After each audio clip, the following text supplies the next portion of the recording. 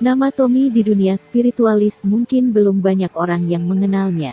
Namun keahliannya dalam mengobati penyakit non-medis maupun medis tidak diragukan lagi. Di tangan dinginnya banyak pasien yang telah disembuhkannya.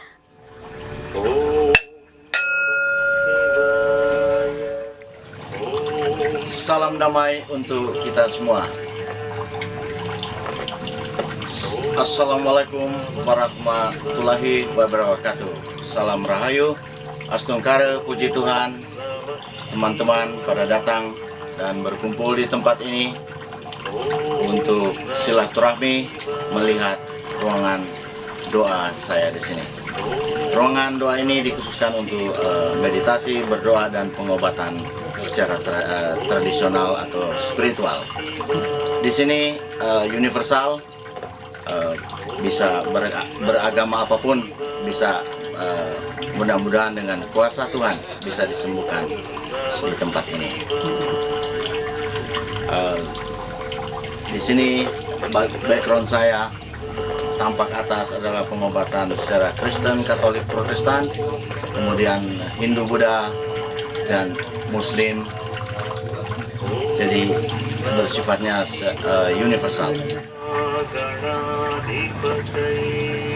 Dalam penelusuran libertymax.com di kawasan Tebet, Jakarta Selatan, Tommy sedang mengobati pasiennya bernama Egy, 48 tahun, asal Jakarta. Egy mengalami pengapuran di kaki kanannya sehingga sulit digerakkan. Setelah diobati selama 20 menit dengan media air kelapa dan doa, ia pun langsung merasakan perbedaannya. Dan yang lebih dirasakan lagi menurut Egy, saat kakinya dibasuh dengan tisu, kakinya terasa panas. Ia pun merasa kakinya menjadi lebih enteng, sehingga tidak sulit lagi digerakkan seperti sebelumnya. Kebanyakan non-medis, kemudian juga medis bisa saya tangani. Artinya kalau mungkin katakanlah dokter sudah tidak mampu, atau saya coba dengan kuasa Tuhan. Ya mudah-mudahan puji Tuhan bisa sembuh. Misalnya ada kanker, atau misalnya prostat, atau keluarga yang belum mempunyai keturunan, seperti itu. Penyakit kulit, penyakit apa aja.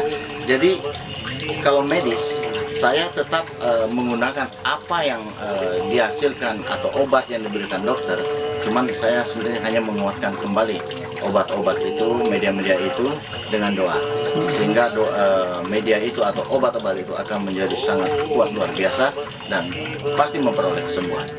Kalau non-medis kebanyakan itu udah biasa. Kalau non-medis itu ternyata di dunia gue juga banyak aja yang orang yang kena santet lah, kesurupan, buat orang begini begitu.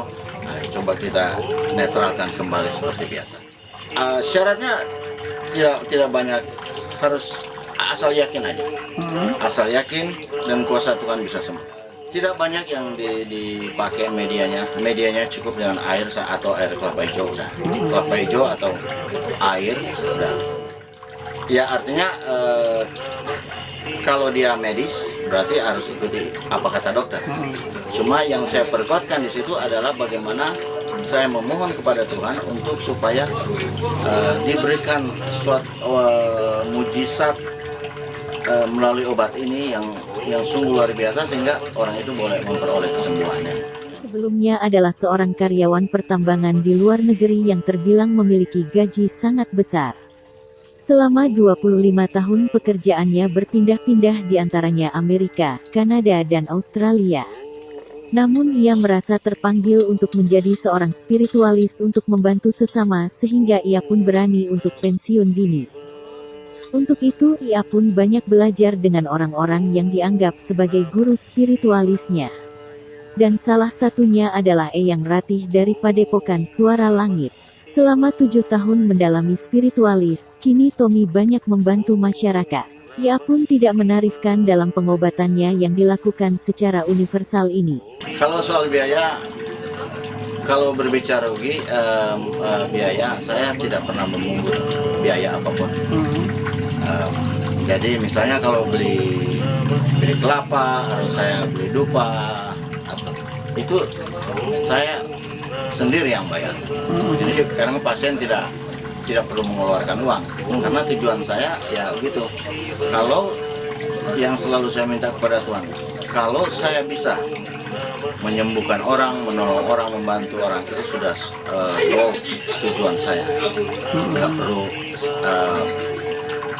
mereka harus bayar. Saya tidak pernah.